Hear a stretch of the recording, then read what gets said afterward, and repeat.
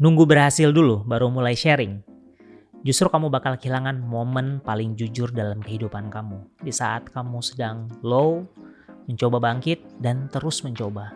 So, kalau kamu di umur 20-an, 30-an, ini justru jadi momen terbaik kamu untuk mulai sharing. Bukan nanti, tapi sekarang. Di saat kamu tidak tahu harus melangkah kemana, merasa semuanya serba berantakan, ini akan jadi momen paling penting dalam hidup kamu. Saya Ganda, welcome to my channel, dan hari ini kita akan ngebahas tentang kenapa di umur 20-an dan 30-an adalah momen terbaik untuk kamu mulai sharing. Jadi mengapa walaupun kita belum sampai pada tahap di sana atau belum sukses, kita tetap bisa berbagi?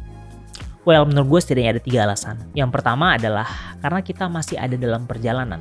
Cerita kamu akan jadi cerita yang paling jujur karena kamu sedang melewati proses tersebut. Dan menurut gue orang di luar sana tidak butuh cerita sukses, tapi mereka butuh teman perjalanan yang bisa sama-sama merasakan bagaimana perjalanan tersebut.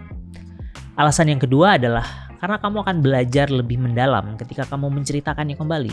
Karena pada saat kita menceritakannya, kita mencoba merekonstruksi apa yang terjadi dari berbagai sudut pandang. Dengan cara tersebut, kita bisa melihat sesuatu secara lebih jelas. Karena bukan hanya perspektif kita, tapi juga kita mencoba dari perspektif yang lain. Dan secara bersamaan, ketika kita bercerita, kita juga kemudian mencoba memahami diri kita sendiri lebih dalam. Alasan ketiga adalah kita membangun jejak, bukan membangun pencitraan. Ketika kita mulai mendokumentasikan tadi, kita akan punya titik poin di mana kita memulainya. Perjuangan-perjuangan apa yang kita hadapi selama melewati hal tersebut.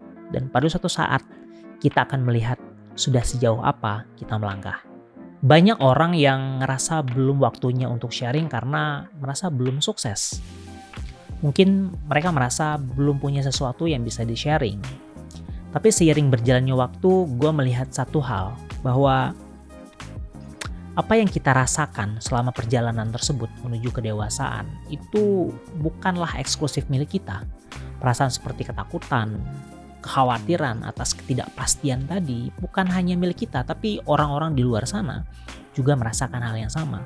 Dan bisa jadi ada 1 atau 2 orang di luar sana yang juga sudah melewati jalan yang akan kita lewati hari ini.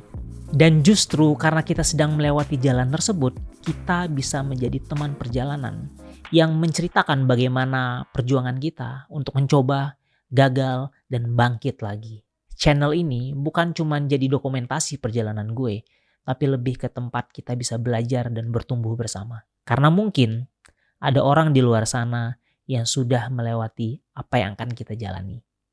Jadi, mulai aja dulu dan sharing apa yang kamu hadapi hari ini. Saya Ganda, thank you for watching.